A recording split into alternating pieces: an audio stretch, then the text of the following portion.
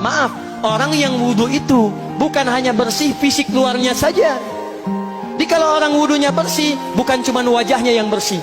Kalau wudhunya benar, bukan kotoran di tangan saja yang hilang, tapi mohon maaf, fisik dalamnya itu ikut suci. Fungsi tangannya jadi bersih, fungsi wajahnya jadi bagus, fungsi lisannya jadi bagus. Makanya kata Nabi, kalau orang benar wudhunya bersamaan dengan air wudhu yang menetes, maka tumpahlah kotoran-kotoran di bagian fisik-fisik tubuhnya. Jadi kalau kita benar wudhunya kumur-kumur, kukumur, masukkan keluarkan, bersamaan dengan keluarnya air itu, maka kotoran-kotoran di lisan pun ikut keluar. Tangan dibasuh, bersamaan dengan dibasuhnya tangan, fungsi tangan yang kotor-kotor itu ikut hilang. Hadis Muslim. Makanya orang yang setelah selesai wudhu dia berdoa, apa wudhunya? Apa doa wudhunya? Asyhadu an la ilaha wa asyhadu anna Muhammadan Allahumma minat waj'alni minal, lihat sini, minal mutatahhirin, minat tawabin. Lihat, Bapak Ibu kan baru wudhu, tapi kenapa doanya selesai tobat? Allahumma ja'alni minat tawabin.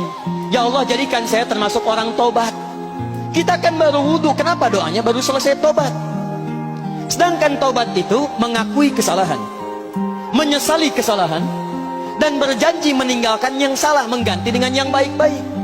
Makanya kalau orang wudhunya benar itu, begitu dia kumur-kumur, dia ingat kesalahan apa yang dikerjakan oleh lisan ini.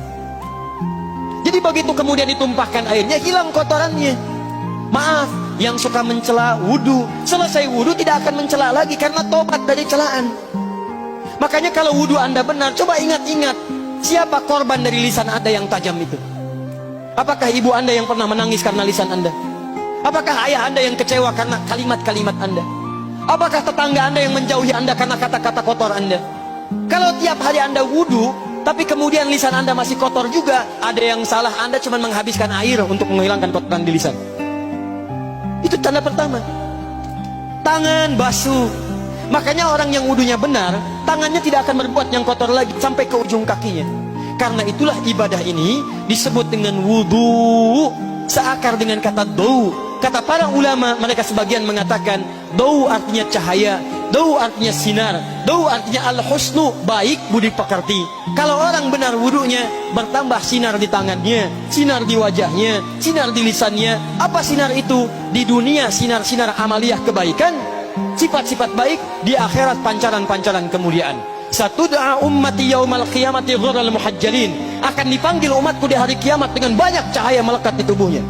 Tangannya ada cahaya, matanya ada cahaya, wajahnya bercahaya, kakinya bercahaya. Cahaya apa itu? Kata Nabi, min atharil wudu, dari bekas wudunya.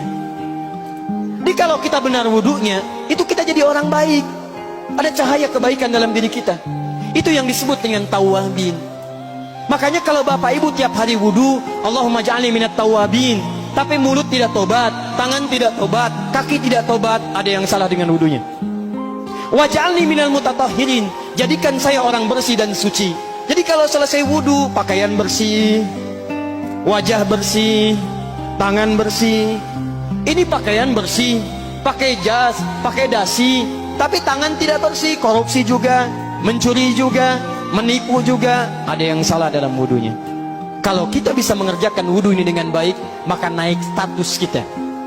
Disebut sebagai, langsung oleh Al-Quran, disebut hamba yang dicintai oleh Allah Subhanahu wa ta'ala. Quran surah kedua Al-Baqarah ayat 222. Saya tutup.